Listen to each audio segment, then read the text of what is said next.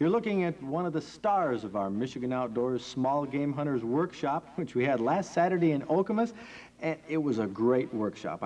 I am a little biased, but my right-hand man here, Ed Groves, put the thing together, and Glenn Dutter was in charge of the content, all the wildlife, and you're going to hear all about this workshop in just a moment, because it is Thursday night. It's time for Michigan Outdoors. From the rugged shore and woodlands of the north, it's history of copper mines and iron ore, the Great Lakes fisheries. To the farmlands of the southern counties, we'll look around again at all that waits the sportsman in the state of Michigan.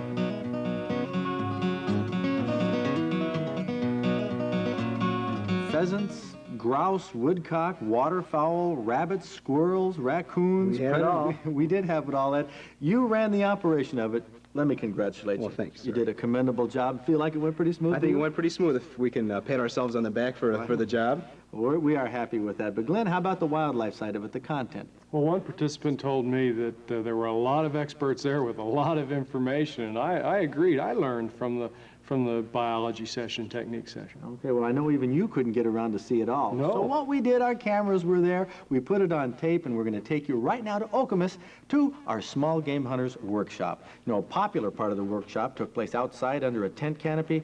A variety of displays by the Michigan bow hunters, and Ron and Nancy LeClaire were there with their longbows. Several types of hunting dogs were also represented. John and Sue Newman from Gibraltar raised blue tick coonhounds, and they were available to talk with hunters, and they brought one of their prize hounds. Now, the one that they brought that's sitting right in front of their booth there is a national champion. Now, you really don't have to know a lot about coonhounds to appreciate the bench style of this dog. Sporting dogs not only are entered in dog shows, but they compete in field trials, and each breed has a different type of trial. Max Schneider from the Michigan United Coon Hunters Association was at the workshop, and he told us that the recent world champion coonhound, a Walker hound, just sold for an unbelievable $87,000. It shows you that sporting dog people take their dogs seriously. They're also very proud of them. Other hound breeds you could see at the workshop included Harriers, similar to a large beagle, not too common, but brought to us by John Swartz and his son from Utica, who I asked about the advantages of a Harrier. Good-tempered dog. Good on for hunting, a little bit fast for snow cottontail, better on snowshoe. South America, they use them to hunt jaguar. It's okay, bud. Interesting. Well, that's a Harrier. Now we're over here to a beagle. Well, Is this a chocolate beagle, John? Yeah, this is a chocolate or red beagle, and we brought both the Harrier and the beagle today so that people could see the difference in the sizes and and this color. A lot of folks think that a beagle has to be black, white, and tan, but beagles, as can bassets and foxhounds, be any color really, and any pattern of color. So we have this red one with us today. You know, retrievers are popular dogs among duck hunters, and Stan Kraswinski, he is really sold on labs. No, just Labradors. This is... Did you ever think of switching? To a different retriever or different breed? Different breed. No way. I'm definitely a Labrador man.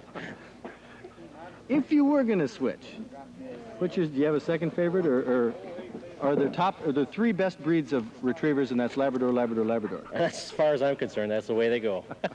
You know, labs make good upland dogs, but many grouse hunters, like English setter breeder Chuck Lowe, are sold on the style and the grace of English setters. What's the advantage of an English setter? Why are you attached to this breed?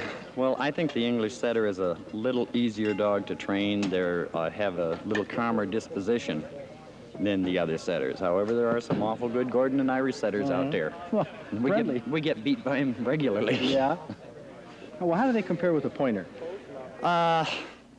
Your northern grouse pointer it compares favorably to them. Your southern pointer is just too big for this kind of country. You know, every owner seems loyal to his or her breed, but one guy who enjoys them all is editor of the new Gun Dog magazine, Steve Smith from Saginaw. Starting early, staying consistent. 15 minutes a day in the morning, 15 minutes again at night, and you'll have a fairly well-broken dog by the time the first season comes around, provided they're 9 or 10 months old. By their second season, they usually know what's going on. Unfortunately, most people expect a dog to be really super top-notch their second or third season, and that just doesn't happen. About the time that you figured out how to hit grouse or woodcock, You know, you've been hunting them for, like me, I've been hunting them 20 years and they still haven't figured it out, okay? This year, for sure. But, and a dog is the same way. A 5 or 6 year old dog, or even older, is a nice old smoothie. And a lot of times people give up on a dog and unfortunately give up on that breed before they give the dog time to develop. Good advice from Steve Smith, who was accompanied by veterinarian Will Schultz from Okemos at the workshop. Mike Evernham is a regional representative from Winchester. He brought a display of really the only guns remaining in the Winchester line of guns, over and unders and side-by-sides. His co-worker from Connecticut, Sandy Wood, talked about ammunition and chokes in the seminars. For geese, I'm talking about modified chokes for close-in shooting. When I say close-in shooting, I mean decoys. If you're shooting over decoys or from a pit blind like we do in Maryland, and we shoot over decoys on the ground, I suggest a modified, in some cases, even improved cylinder. But modified, in any event, improved cylinder modified, or improved cylinder improved modified if you're shooting it over and under. These are very effective at ranges that we're talking about at 20 yards, 25 yards, and 30 yards. And believe it or not, folks, you can shoot a goose at 20 yards. And if you can do some calling and you have some good decoys, and if you're well camouflaged, you'll find it'll be crazy. They'll come right in and sit right on your front doorstep. And this business of trying to shoot ducks and geese at 60, 70, 80 yards, or this what we call sky busting, is par ridiculous. I refuse more shots at that level than I take, and I suggest that anybody who considers that they are better shots at 80 yards, that they don't try it. Save the ammunition, save it for a better time and a better day. Sandy Wood knew his ammunition, and he'll be back for our Deer Hunters workshop in October. Chuck Nelson from the Michigan Duck Hunters had some tips on duck hunting equipment. I'm going to get a very low, croaky. The further in the reed is, the shorter it is, you're going to get a very high-pitched, squeaky kind of a sound. What I'm trying to tell you is when you go to purchase a duck call, like if you go over to Beecham's shop in Flint, he's got 100 calls in the bin. You pick one up, oh, that doesn't sound worth a darn, throw it away. That's not the case. The case is they just put the call together. You're not sure what it really sounds like until you take it apart, adjust the reed, and then see if you get the tones that you're after. That's what's very complicated about it. So it's something worth doing. Take the calls apart. Little things, nice to have lanyards like this that really hang on to your call. Very important. I guess the other thing I'd like to talk about is one of the other things I do is I'm the chairman of the Michigan Citizens Waterfowl Advisory Committee.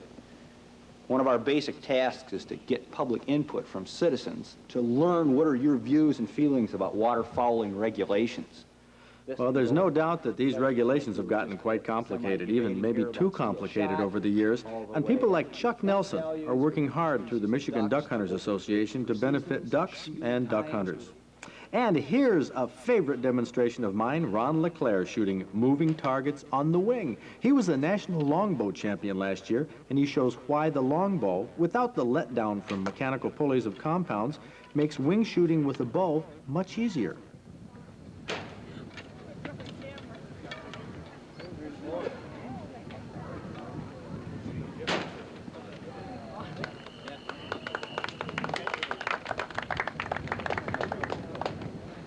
Another primitive weapon that's gaining popularity is the muzzleloader. Several people from the Lansing muzzleloaders brought a variety of smoothbore muzzleloading shotguns which they use for trap shooting as well as for small game. Now, muzzleloading is a do-it-yourself type activity, as is reloading shotgun shells, which was demonstrated by Dave McDonald. By depriming it, kicking the old primer out, all right, and resizing the base part of the shell. Okay, so that has no primer in it? No primer in it. It's been resized. We'll come over here and we're going to put a new primer in, start on it. Now this machine here is in sequence dropping in the things you need. Right, it's a progressive machine. We've put in a new primer, okay, we resized it. Now we're getting down to replacing the inner parts of it. This will drop 17 grains of 700X DuPont powder. It is now dropped into the case. We'll reach over here and grab our wad. It's a Pacific Versalite, and we're going to reset the wad in there. It's a plastic wad that protects the shot. We're now going to drop 1 ounce of number 8 shot in there. Yeah, I heard it fall down there. Right. And we start our crimp. We push it over here to end our crimp. And that's it. And there you have a 12-gauge shell, loaded, ready to go. And if you were in a hurry, how long would it take you to do that? We can roll, if we have everything set up, feeding into it, we could probably turn out 2, 3, 4 boxes an hour easily with no big problem. How much would this cost you in the store? All right. The current list price, retail, is $8.15 for 25 rounds. You can get this at the discount shops for about $6.50 for 25 rounds. We are loading it up for about $2.50 for 25 rounds. Can't beat that. Well, Dave McDonald, well, reloading, another aspect of the shooting sports. And here is one of my favorites to participate in. These are metallic silhouettes, which you shoot at on a range with handguns, big bore handguns mostly. It's just like a life-size shooting gallery. Jerry Moran from Clio is one of the leaders in developing this sport in Michigan. It's a growing sport. A variety of handguns are used, big bore revolvers, unlimited class handguns like this that actually shoot rifle cartridges. And I'd like to mention here that the Great Lakes Handgun Metallic Silhouette Association, with the encouragement of Jerry Moran and a lot of other people, have become big supporters of Michigan Outdoors. And Jerry has set up a special benefit shoot for Michigan Outdoors for October 30th and 31st.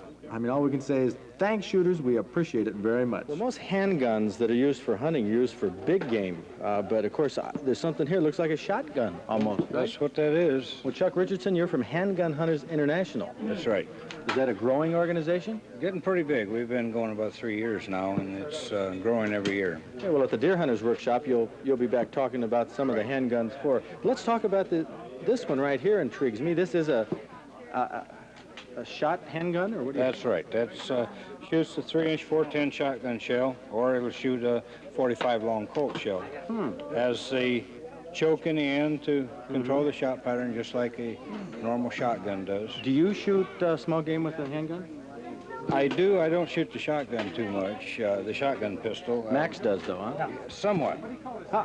How does it work out? I mean, why do you do it? Why not just use a shotgun? Just a little more sport, you know, give the game a little more chance. A little more chance. The game has all the chance in the world when I'm in the field.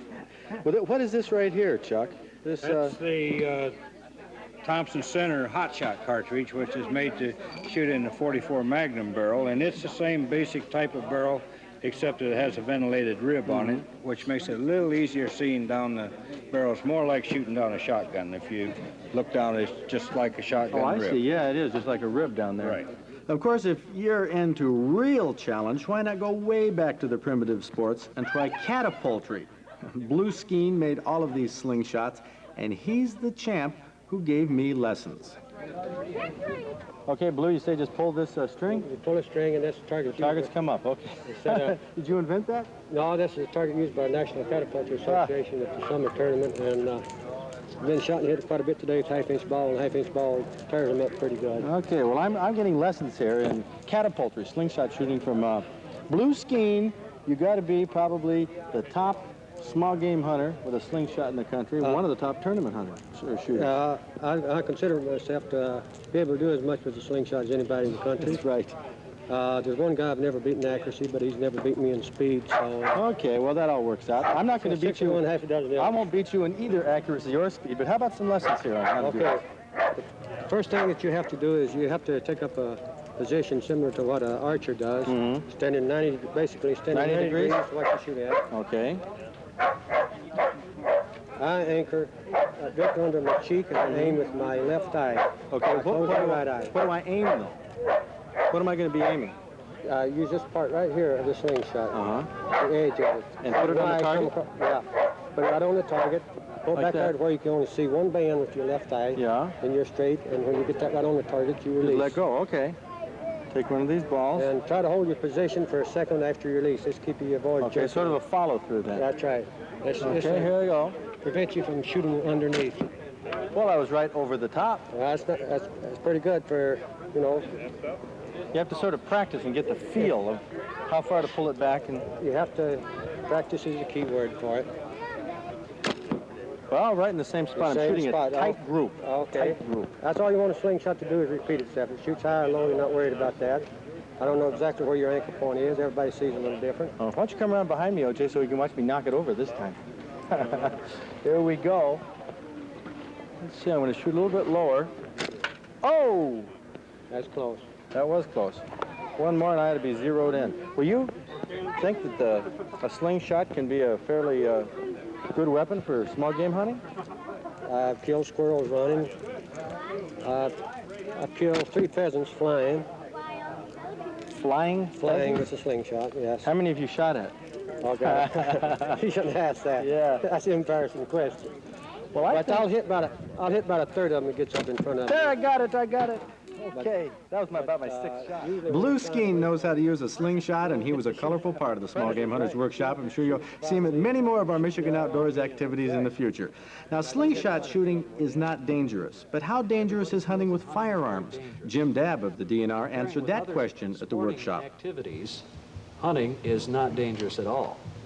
For instance, in 1981, next to automobiles, of course, lead the way in injuries, leading causes of accidents. Falls on steps, ramps, and landings accounted for over 760,000 injuries in 1981. Riding a bicycle accounted for 518,000 injuries. Playing basketball, 478,000 injuries. Playing football, 470,000. Taking a bath or a shower, 83,000. Dancing, 26,000 injuries. Barstool related, 12,000 injuries. But yet with figures that we've been able to compile through my counterparts across North America, hunting accidents numbered approximately 2,000 for 1980. So hunting itself is not dangerous. Hunting has become much safer in recent years because of the hunter safety education programs, which are available in all of the states and Canadian provinces. And thanks to fellows like Jim Dabb, who are dedicated to hunter education, we've seen hunting become one of the safest sports you can participate in. And speaking of safety and comfort, Craig Thompson from Rops Camp Fitters talked about clothing for sportsmen. And right now, he's talking about a substitute for down. You can get different thicknesses and different naps. But for your purpose, as far as you want something that's going to keep you warm, it's going to keep you dry, I suggest getting pile. It's cheaper than down and wool in price, so that might dictate a lot of ideas along that lines. But it's really good stuff. I usually walk around with something like this and a windbreaker over that all during winter, and no problems at all. We got a live one here, folks. Go ahead. In fact, we've even got you a dry snowmobile suit, a special snowmobile suit for Fred. Okay. Good. Complete with the lead liner and...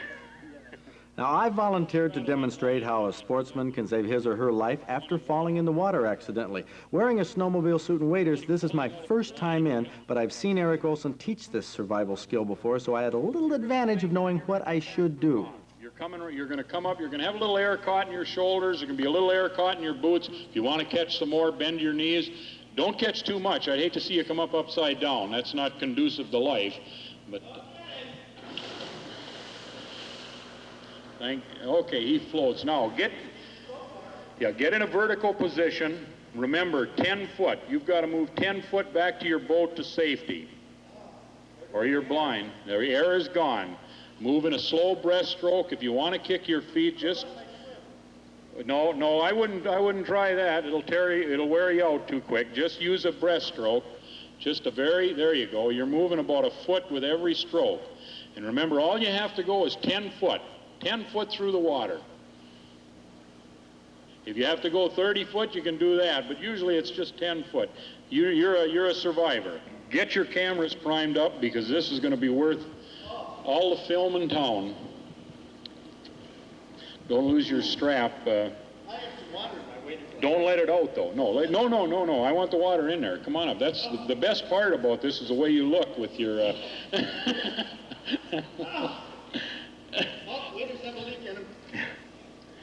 Okay, that's about 100. There's no air caught in them. I think we already... Go in again. Don't take them off. Go in again. We know there's no air. I just want to see if you still float. Go in again. You're...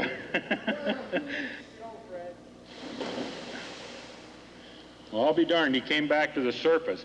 But you see, he's got some air caught, and now he is loaded down, and that air is going to go out quick, but he's still floating, and he can still move to safety, and the slower he moves, the more effective he moves.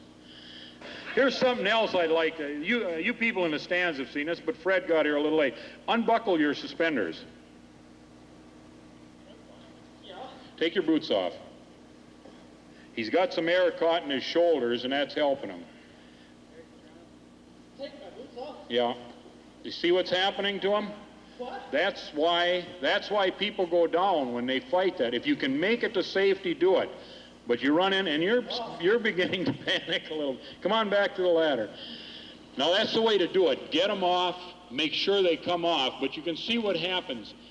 In a friend It's easier to swim without them. No, in friendly water you can do that. But in unfriendly water, that's a no-no right there. If you got to swim a half a mile, you better think about getting them off. But if you've only got 10 or 15 foot to go to safety, do it with the waders on.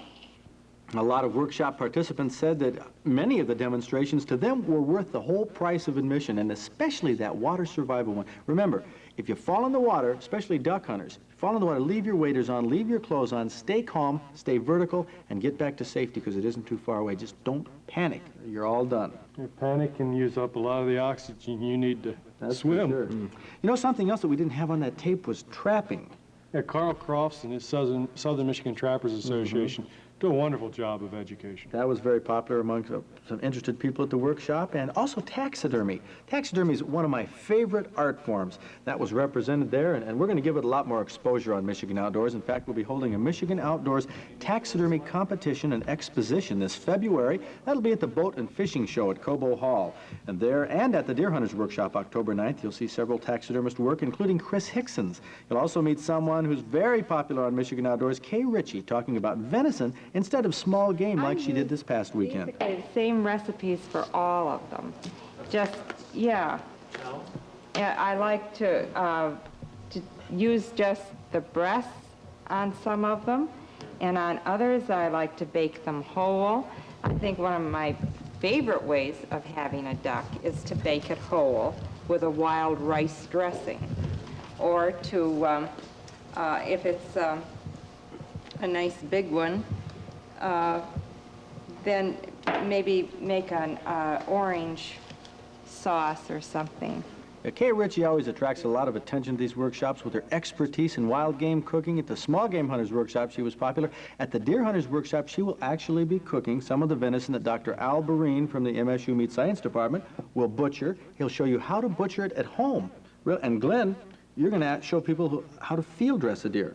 We're trying to show them how to get it from the field to the table or the freezer with just a butcher knife. We'll do that right on stage at Okemos. Now, speaking of deer, I got a letter from George King who sent us a photo. Look at this photo, quite unusual. A little preseason scouting, he said, turned up this unusual buck in the thumb area. His left eye is swollen shut and his bent antler is puffed up. What do you suppose happened?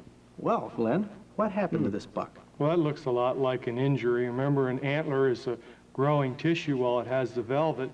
And if there's an injury, perhaps the deer ran into a tree, maybe it was hit by a car, perhaps an injury from a season before, even a hunting injury. You mean that could grow back like that year after year? Yes, once that tissue is deranged and damaged and scar tissue forms, then you can have a similar kind of malformation each year.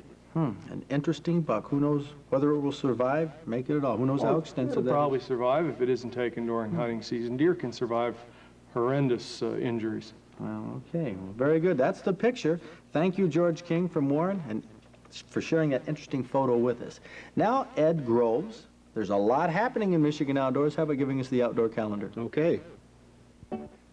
Well, thanks, Ed, for the outdoor calendar. One thing we didn't mention there, where we are now, is that the first week in October, we have a celebrity coming to Michigan. Who is he, Glenn? Glenn LaRue, one more famous. Leonard LaRue III, most famous wildlife photographer in the country. He has a series of seminars and workshops that we're hosting, so you're going to want to pay attention to these because you're going to learn more about deer from this man in 2 hours than you can imagine. See them there. What's the most effective technique for deer hunters to use? Oh, I think that if just knowing where your deer is and sitting, letting the deer come to you. You have to realize that deer has everything in his favor. He can see, hear, smell so much better than we can. that when we move, everything is in his favor. And as I said before, this is one of the reasons why many deer get to be older deer, is the fact that the deer stand still and we're moving around. So if the hunters know where the deer are feeding, you have to know what they're feeding upon at certain times of the year. And of course, that changes a great deal. I know with the bow hunters back home in my home state. But I do hit quite a few of them when they get in front of me. Well, otherwise, how's my form? Your form is pretty good so far. Yeah. It takes a little practice, and you have to find exactly where your anchor point is and anchor at the same place all the time. So this just takes practice, practice, practice. Now, I know you're shaking a lot out there on the front end. I am shaking out there. Yeah, well, I'm not used to this. Okay, well, one thing to correct that is how you're holding your slingshot. Oh, am I holding it wrong? Well, no, you're holding it all right, but like me, I get my finger and my thumb up on the stock like this. Oh, okay. And it makes it much easier to hold. Okay, that's right. Won't be much of a strain on you. Okay, I was holding it like that, and you want me to put my thumb there? And your finger up here. Get this finger up here. Oh, and my finger up there? Right at the first joint. Like that? Yeah. Oh, okay. Well, I'm still shaking. I made a habit out of it. There we go. I got it.